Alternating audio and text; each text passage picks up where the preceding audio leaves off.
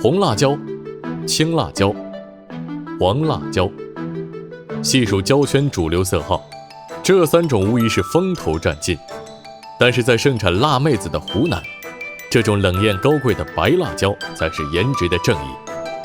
看起来白里透黄，人畜无害，实则绵里藏针，辛辣上头，堪称调味界里的温柔杀手。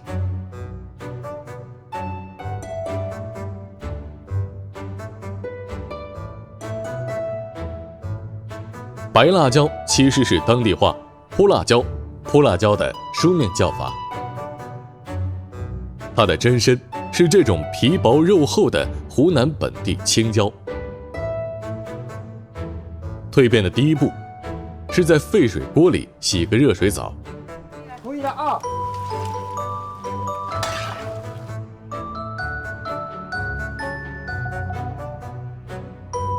快速出浴后，摊晾在竹匾上，进入至为关键的晒制脱水。湖南辣椒成熟的季节恰逢夏季，阳光强烈且充足，只需午间暴晒的几个小时，在日光浴中脱水的一面便由青转黄。翻个身，继续晒一下午，这样两面都会自然褪去青绿，宛若用了卸妆水，白身显现。脱胎换肤的白辣椒去蒂，从中间剪开至2/3处，尾端留有连结。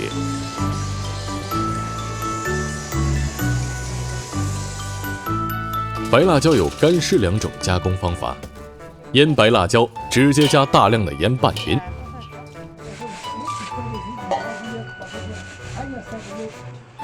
一入泡菜坛，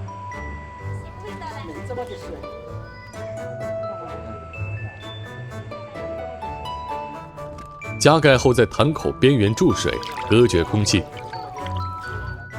让辣椒在绝佳的密封环境中发酵。干辣椒则继续上架，早上晒，晚上收，晒足2-3天，直到干透。表皮也呈现出日光浴后的古铜色。做法不同，吃法也各有千秋。腌白辣椒捞出来就能直接吃，是很好的下饭下酒小菜。或者混合各色腌辣子炒小鱼干，辣中带着发酵的微酸，层次极佳。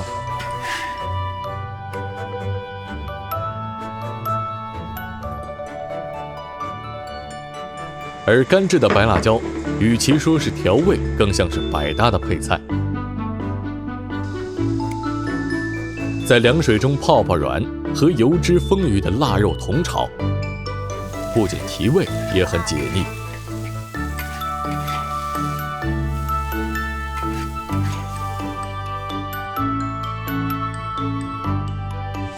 或是搭配家常肉片，只需少许酱油，一点盐，便鲜香够味。